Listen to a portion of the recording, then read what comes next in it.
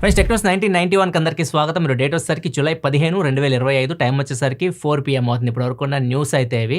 First వచ్చేసరికి Tesla నుంచి చాలామంది టెస్లా ఇండియా రాక కోసం వెయిట్ చేస్తూ ఉన్నారు. టెస్లా ఇండియాకి అయితే వచ్చేసింది. ముంబై BKCలో వీళ్ళు ఎక్స్పీరియన్స్ సెంటర్ను కూడా ఏర్పాటు చేశారు. అండ్ ప్రీ బుకింగ్ కూడా తీసుకుంటూ ఉన్నారు. టెస్లా మోడల్ Y ఈ కార్కి అయితే వీళ్ళు ప్రీ బుకింగ్ తీసుకుంటున్నారు. ఒకవేళ మీరు ప్రీ బుకింగ్ చేయాలంటే 22,220 రూపాయలు కట్టాలి.